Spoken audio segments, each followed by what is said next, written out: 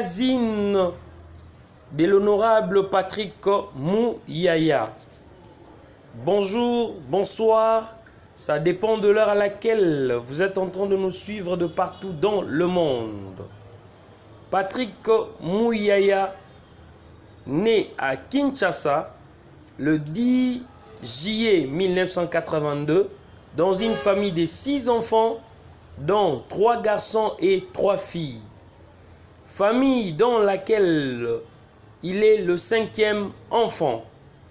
Il a commencé très tôt sa scolarité, soit à 3 ans par les complexes scolaires Le Bambin à Bandal, puis à Ngiringiri. Il a fait ses humanités à l'Institut Lisanga Monseigneur Bokeleale, d'où il est diplômé en maths physique. Il avait pensé faire l'aviation à l'Institut technique appliqué, l'ISTA en sigle, mais en raison de l'instabilité qui a caractérisé cet institut, il est tourné vers l'IBTP où il a passé une année de préparatoire. C'est au sein de cet institut que son goût pour le journalisme reçut une forte impulsion par le biais de son ami en la personne de Franck Kitenge, lequel présentait une émission sur une chaîne de télévision, après quoi il a intégré l'IFASIC, d'où il est sorti licencié en journalisme. Son parcours professionnel, il est court et plein en même temps. Il a commencé à travers une ONG des droits de l'homme, femmes et enfants pour le droit de l'homme, où il a été un fervent activiste. Tâches consistant notamment à de descentes sur terrain et à des investigations. Son premier emploi comme journaliste commence avec la création de la chaîne CBS, laquelle avait d'abord débuté par la radio, la télévision étant à cette époque en projet. À CBS, il a créé une émission nommée Avis d'experts, qui, comme son nom l'indique, accueillait un expert dans un domaine déterminé, lequel était appelé à faire découvrir aux auditeurs sa spécialité. À la création de la télévision, une formation fut organisée à l'Institut congolais de l'audiovisuel, formation à laquelle il a pris part et à l'issue de quoi il fut formé comme caméraman. Plusieurs mois après, la haute direction de la chaîne l'a repéré et a jugé judiciaire de lui confier la mission phare de la chaîne qui s'appelait Le Plateau du Savoir.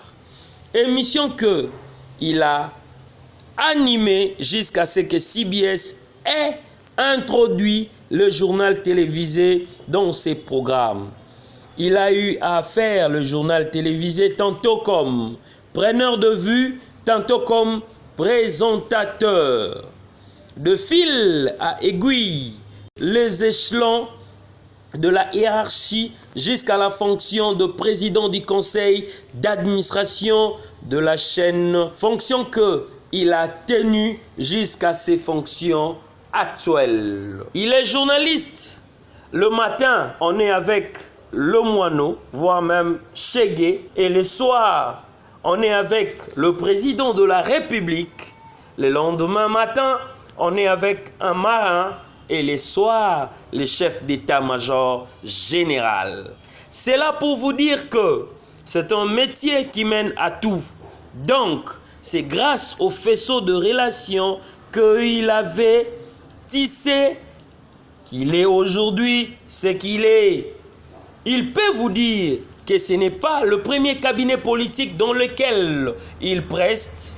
Dans le passé, il a été conseiller politique du gouverneur de la province du Bas-Congo, Jacques Mbadou. La plupart de nos politiques sont tout le temps entourés par de flatteurs et de courtisans. Ils ne s'identifient pas à ces deux catégories-là et ils pensent avoir gardé sa neutralité et son indépendance d'appréciation, car être collaborateur d'un Premier ministre signifie qu'on doit l'orienter, étant tenu par un devoir de loyauté et d'objectif.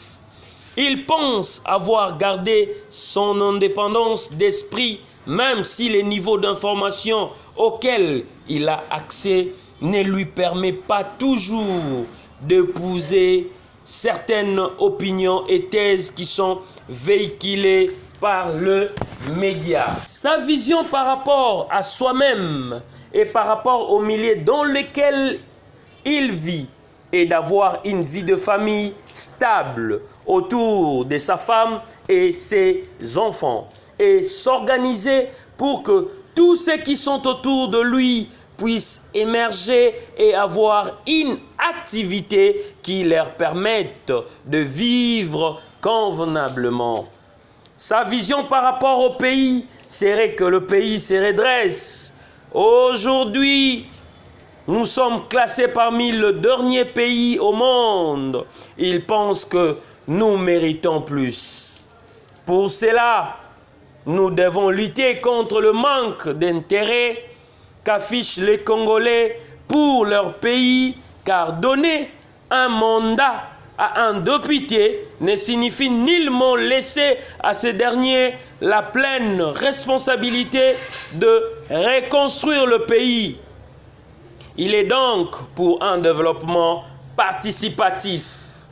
Ainsi, face à l'incapacité de l'État, il faut que l'initiative privée reprenne l'élan. Son rêve pour le Congo serait qu'il sorte du gouffre dans lequel il se trouve en ce moment et qu'il commence à devenir véritablement un pays au vrai sens du terme et que les Congolais retrouvent sa dignité à travers le monde. Nos remerciements s'adressent à M. Sam Pengombei, leader Grand Lac, à Mme Benoît Mouyaya, à M. Tom Mouzitou, à l'honorable Adolphe Mouzitou, à tous les électeurs des Bandalungwa et enfin à la famille RTVS 1.